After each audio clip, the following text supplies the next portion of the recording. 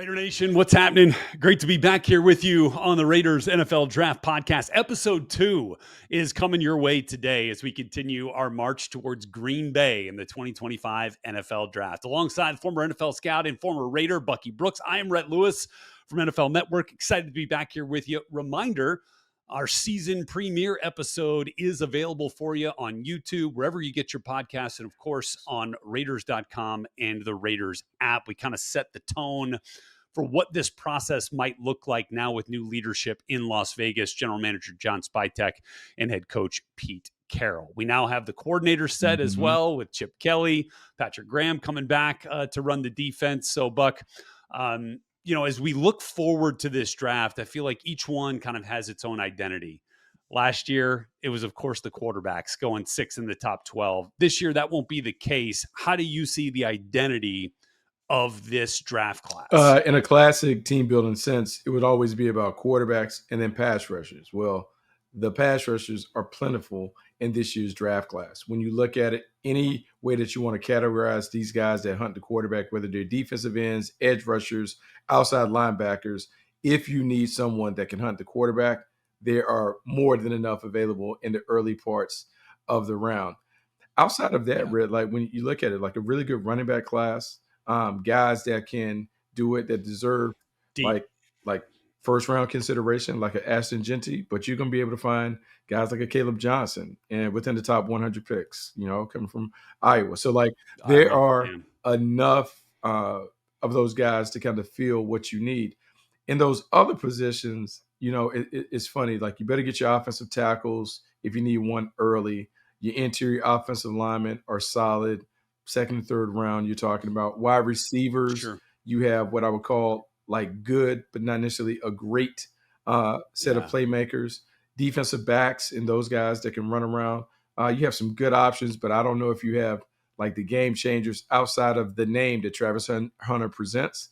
I don't know if you have those guys. And so I think it's kind of a meat and potatoes draft where you want to make sure that you fortify what you need in those prominent positions, particularly along the line of scrimmage. But outside of that, it's going to be a year where you have to look and mind the free agent market for some of these key spots to try and figure out how to best build your team out. Yeah, I think that's a good rundown there. This does feel like an O-line, D-line draft with an emphasis on D-line, and we're going to get into that here a little bit in this episode. We're also going to talk a little bit about that quarterback class because obviously it's a position that needs some stabilizing and some continuity and some production here with the Las Vegas Raiders. No secrets there. So we'll get into the quarterback class a little bit. But we'll obviously have a number of episodes to do that. And so this will be our opening salvo on the QBs. And then we'll have a Raiders mock draft for you. We'll go all the way through the top 6 picks, laying out one potential scenario of the millions that you could find 1 through 6. And then we'll both have a pick for the Las Vegas Raiders at 6, where things currently stand right now. But I did want to go back to talking about the identity of this thing and then paint it into the landscape of what we saw on Super Bowl Sunday.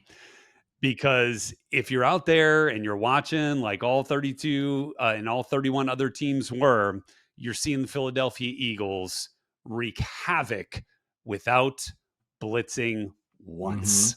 And you don't do that without marquee talent and depth across the defensive front. Right. And that is an area where the Eagles have pounded the draft for the last few years. First round picks, Jordan Davis, Jalen Carter, Nolan Smith. You've got day 2 picks like Milton Williams, who was an absolute freak show. How about a day 3 pick in Josh Sweat, who was fantastic in this game? Jalix Hunt was a day 2 pick as a rookie this year that really contributed. So I look at that and I think, man, is that a model, and is that something we'll see teams try to emulate as they look to project forward to the ultimate goal? Red, I think it is something that teams will attempt to copycat. One of the things that the Eagles have done going all the way back to the Andy Reid era is they've always committed a first or second round pick to someone in the trenches, whether that's an offensive lineman or defensive lineman. If you tout yourself as an executive that wants to build a line of scrimmage team, within your resources must match what your words are. And the Eagles have done that. And as you think about Pete Carroll and Spytek taking over, That is certainly how Swiatek operated down in Tampa with Jason Light. They Yeah. always threw resources at the big bodies up at the line of scrimmage. And Pete Carroll has always believed in having a unit up front that could get after it. There are definitely some similarities in terms of philosophies between the Raiders' brain trust and what the Philadelphia Eagles have done when it comes to fortifying the line of scrimmage. That certainly would lead Yeah. you to believe that there will be some copying of the blueprint as we go forward here in Las Vegas. Yeah, and look, I mean it's as you mentioned, like it's not like an out of the box mindset here. Like going and getting big guys that are can be really good starting caliber pieces, and then depth pieces along the offensive and defensive lines is something every team would aspire to. It doesn't always work out that way, and you see some teams that maybe emphasize it a little bit more. And I feel like the Raiders have the franchise, right? They have the Mhm. cornerstone up there already, which is great, right? In Max Crosby.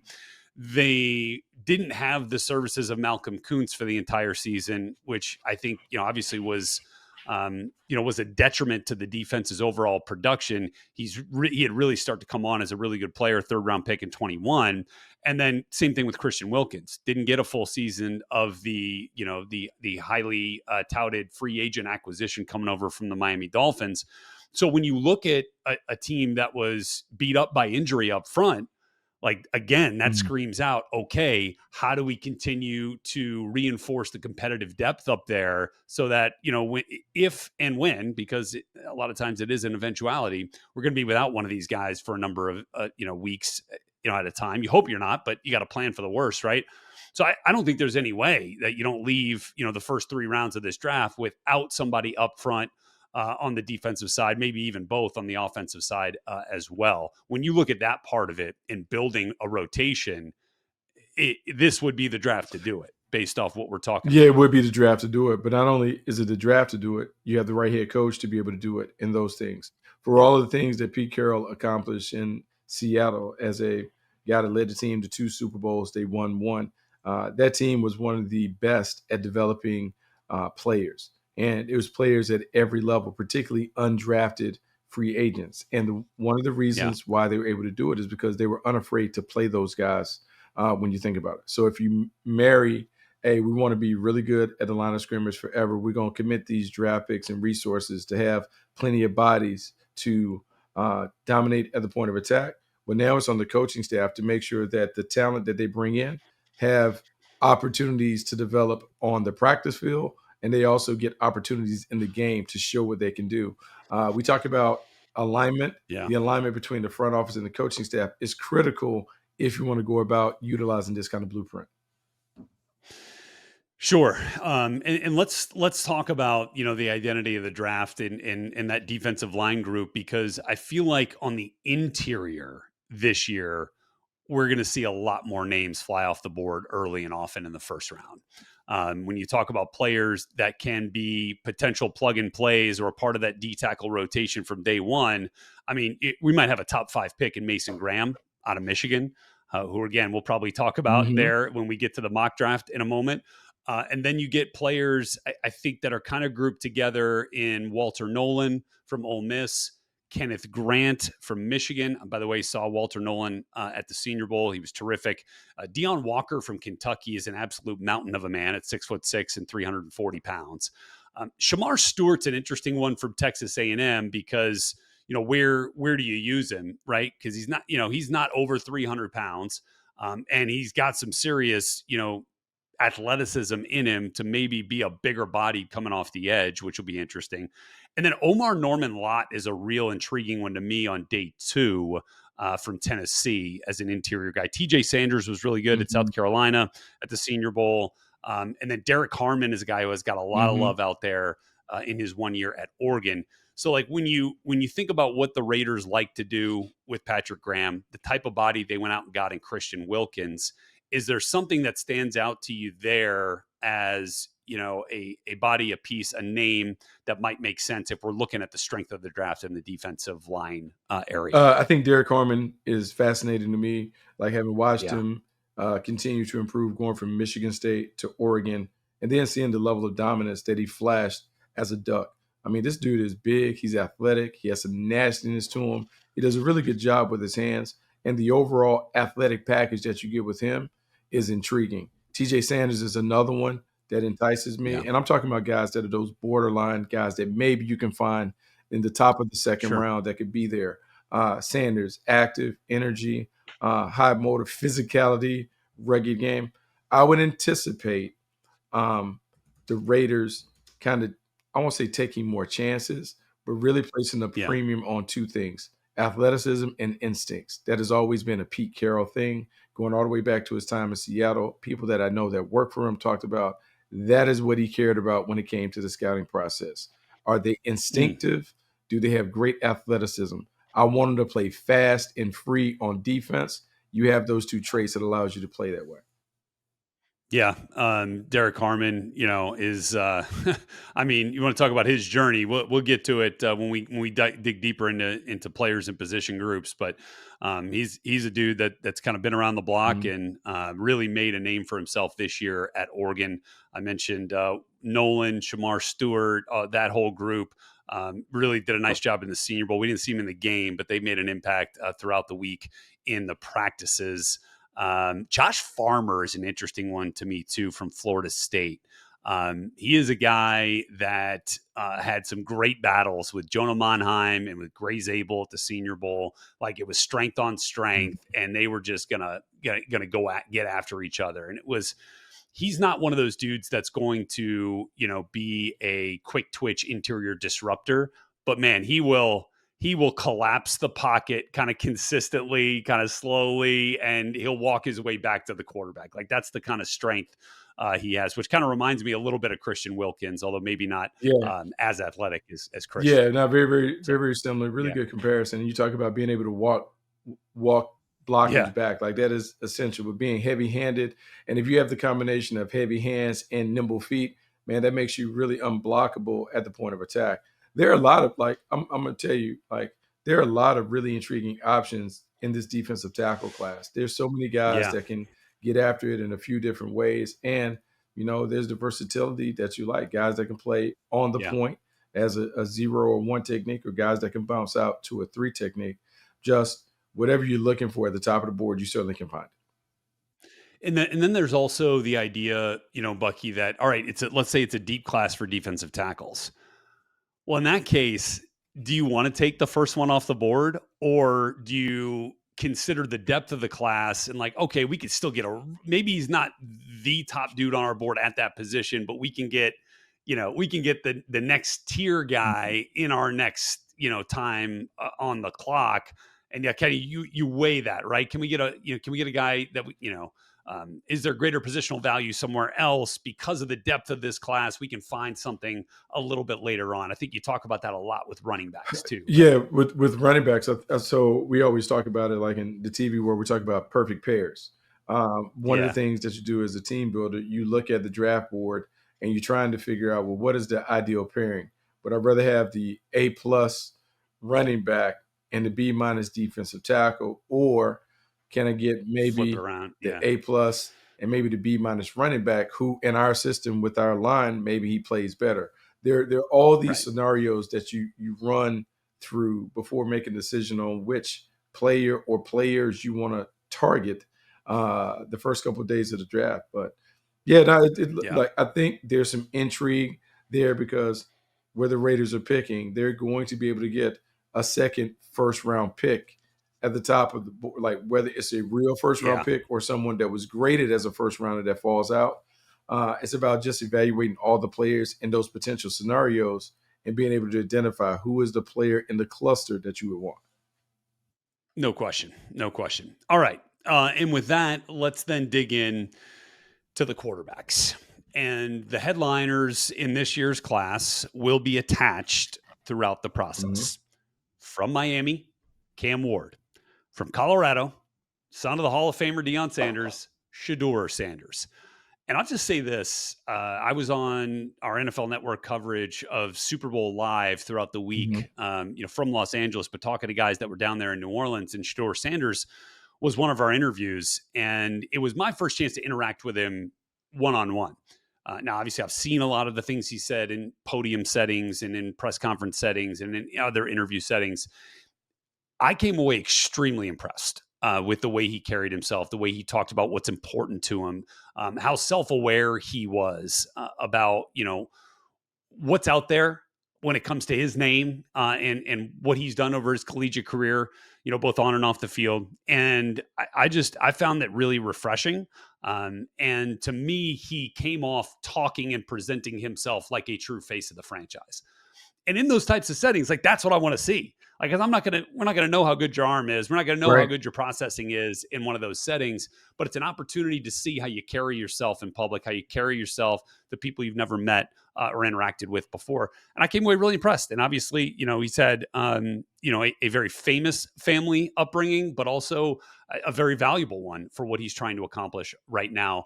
How do you see that whole headline section with Ward and Sanders at this You point? know, I think it's really interesting. I want to touch Yeah. on something you talked about with Shedeur Yeah. because I think you know this because of your relationships with the Manning family. You talk about Yeah. royalty and how Eli and Peyton were groomed to handle the spotlight because they had to live in a house where their dad was a very prominent NFL player. Well, the same can be said for Shedeur Sanders. Like it doesn't get much bigger than Coach Prime. It doesn't get much bigger than what Deion Sanders was as a player and what he's continued to do his post playing days. He's always had to endure the intense spotlight that comes along with being prime son. And he's really handled it very, very well when you think about watching his journey at Jackson State, then at Colorado. And looking at him as a player, I will say this he's the more polished of the two players when it comes to playing on the pocket, playing on time. He plays with touch, timing, and anticipation, which you love. He has a tendency to hold onto the ball, which leads to sacks Yes. and negative plays. And the thing that he lacks, that has really been a big part of the game in the NFL of late, he doesn't have plus athleticism. So there's nothing Right. extra that he is going to offer outside of what is drawn up on the play and those things. So the improvisational playmaking, the things that we've seen some of these quarterbacks offer in the league, he doesn't have that. In Cam Ward, you have someone who has all of that big time arm talent, athletic, can make plays from every platform and angle, alpha dog personality. I mean, his leadership skills may exceed his talent when you talk to people who've been around him. The thing that you do have that you worry about is that gunslinger mentality also comes with a high risk, high reward approach that sometimes can backfire. Can you get him to manage that part of it? Because if you do, you talk about a guy who has superstar potential, but it is one of the things that you have to consider. He is very loose with the football, and are you okay with that? Because it comes down to styles Yeah. to me when we're breaking down these two quarterbacks. And it's I don't know that there's a huge amount of separation in my mind right now between the two. And so I do think that they're going to be like this Mm-hmm. really throughout. And maybe there is a moment. Maybe it's the combine. When you look at the whole Mm-hmm. depth of what you do at the combine from the measurement perspective, from the interview perspective, from the field workout perspective, if both of them do it. Maybe it's a pro day, where you start to see some things in terms of improvement throughout the process. I think going back to my notes from a couple of the games that I watched with Cam and Shedeur, I would say with Cam, he oozes with confidence in his arm and his ability. Like you can just see it. You can see the confidence. You can see the edge that he plays with. And swagger is a word that gets probably overused in evaluations, but it does feel that way with him.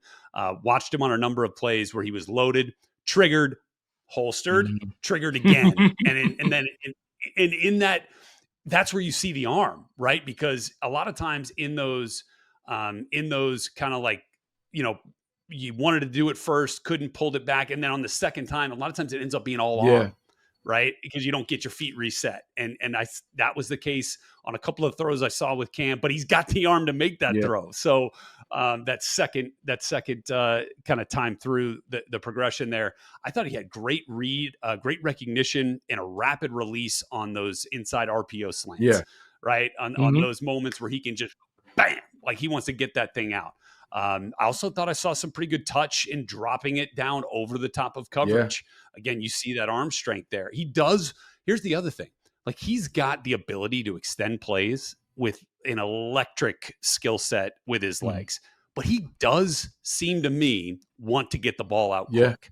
Like he's got some anticipation, especially on those in breakers. Felt like that was excellent. And then when you watch it back to back, which I did, I watched the Louisville game for Cam Ward, and then went right to the Utah game with Shedeur Sanders, and it was like, okay, I'm seeing some of the same things here, but for Shedeur, it was necessity. Like Shedeur was, I mean, running for his life a number of Yeah. times in that game. Now, while we'll say, while he does not have that plus athleticism that Cam Ward does, I think he's got some craftiness in the pocket. Like he's got a little bit of Mhm.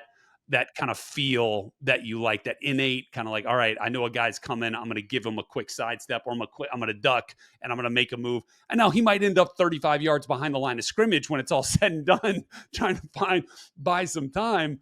But again, he's got some arm to make that happen. I think he does eject from the pocket a little bit early, but I think when you look at the body of work there in Colorado, Buck, like sometimes you understand it because that pocket was breaking down a lot. I think that's something we have to take into account Yeah, here. no, it's such an interesting thing. And I am one of those that believes they're closer on the grading scale than others have, Yeah, because you'll see these things sure. where you have Cam Ward up there and Shedeur kind of middling, um, borderline second Yeah, in round. the teens, Yeah, like right? like I've Yeah, seen people talk about late second round or teens, whatever. 20s. So to Sure. me, I really believe it comes down to uh styles, everything. When I mean style, not just playing style, but personality.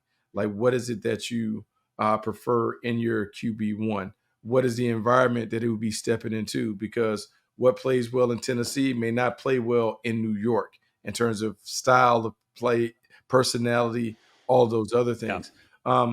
It will be fascinating to watch these two guys as they get through the combine and workouts, and then as they get into their pro days, combined with what you hear from the people that interview them.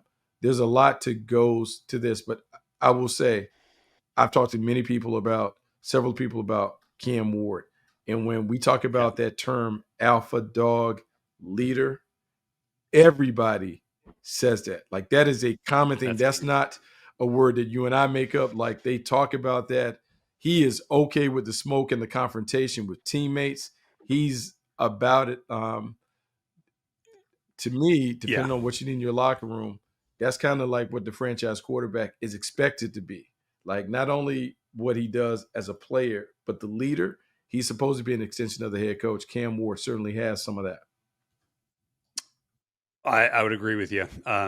And so, look, we're going to watch more of what we've seen throughout the last couple of years for Cam and Shador, and we'll have more notes as the process goes on, as we see him at the combine, and we'll get to some other quarterbacks because, look, I do think that there's some really intriguing names, in this class beyond those top two. The battle for the number 3 quarterback spot is going to be really interesting. Fascinating. I don't think I don't think you're going to see that third quarterback come off the board in the top 10, maybe not in the top 15, but maybe not in the first round. Mhm. Which again, and the names that we're considering there, you're talking about Jackson Dart from Ole Miss. You're talking about Quinn Ewers from Texas. To me, you're talking about Jalen Milroe from Mhm. Alabama, and maybe there's another name that pops into there. I'll give you 2 more just to consider while we kind of parse through this whole class. Tyler Shuck from Louisville is certainly one that I Mhm. saw really impress a lot in the Senior Bowl. Dylan Gabriel is a down the Mhm. line to me, but man, there's something to like there. And I know that you had the experience to see some Kyle McCord, which we talked about on our opening episode as well, from Syracuse, really make a jump from what we saw from him at Ohio State to what we saw from him at Yeah, no, Syracuse. it's a really fascinating thing because that tier below Ward and Sanders, watching how that plays out in stacks. I mean, every day I believe it's going to be so fluid that you can see different names occupied the number 3 Yeah, spot. Jackson Dart, yeah, Kyle McCord. People going to talk about Will yeah. Howard, Tyler Shutt. Will Like, I Howard mean, for like sure shouldn't have there's left so him out. many. Yep. There's so many names that are going to be there, and that's why, man, the next 2 or 3 months are going to be really interesting to watch how these guys handle the workouts, how they handle the interview Yep. sessions, and then when they have those private meetings with teams, can they dazzle and impress when it comes to being able to say, hey, I can handle this. I can handle being a Yes. future franchise quarterback. All of that stuff is going to matter in this evaluation. Okay, so a lot more to be said on the quarterbacks as we roll through, but as promised, want to get you a quick Raiders style and emphasis mock draft, Mm-hmm. right? So we're going to go through the top 6 picks. Bucky's going to handle the odds. I'm going to handle the evens. We're both going to make a choice for the Las Vegas Raiders at number 6. So at number 1, you've got a really intriguing choice here because No. that is a pick where we often see quarterback, but maybe not this year. What do you have for the Tennessee Titans right now on the I clock? just think Brian Callahan has to take a quarterback. I don't think he has a choice. I think they have to get the quarterback of the future. The thing is, like with the Will Levis experience, did you go for Yeah. tools and talent or do you go for the technician? I'm going to go for the tools right now. So I'm going to say Cam Ward goes number 1 to the Tennessee Titans in this scenario. And the only reason I'll say this is because, man, this team needs a jolt. They need a guy that Yeah. can lead. They need someone who has the firepower to make it happen. And so let's go with Cam Ward in number 1 overall. Okay, so that leaves me the pick of the litter from the position Mm-hmm. players, and in this position, you're looking at the top 2 position players here: Abdul Carter at the edge spot, and then Travis Hunter, corner Mm-hmm. receiver utility. But to me, with Myles Garrett requesting a trade and spending all of Super Bowl week making the rounds with all the media outlets, staying steadfast in that request for a trade out of Cleveland, do they just go then and get the next best edge rusher and a guy Mm-hmm. that they could possibly plug and play right in and use Myles Garrett to fortify draft picks in the future? Sure, quarterback is definitely a need there, but do you feel the value with Shedeur right there at number 2, or do you get better value with a guy like Abdul Carter and then maybe make the move with Myles Garrett, use those picks to go get your quarterback in the 26th draft when we think there might be a few more names at the top of the list? So that's where I'm going. I'm going to say at number 2, the Cleveland Browns take Abdul Carter, edge rusher from Penn I State, like that. which then puts, I like that. I yeah. like that. I, I I a mean, lot it's of like a 1-for-1 situation, and you're using Garrett to build the franchise for the future.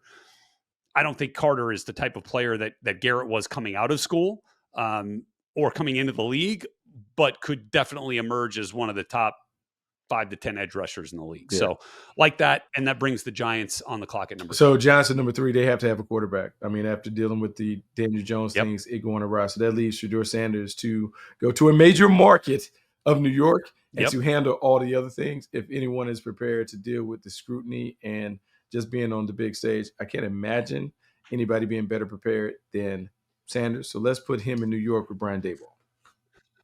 Okay. I like that. I like that as well. And I think, the only question I have there is like, does Brian Dable and Joe Shane feel the pressure Mm, of, okay, we got to win right now. now. There's not a whole lot of patience left. Can we win now with a rookie, or do we make a play for a trade?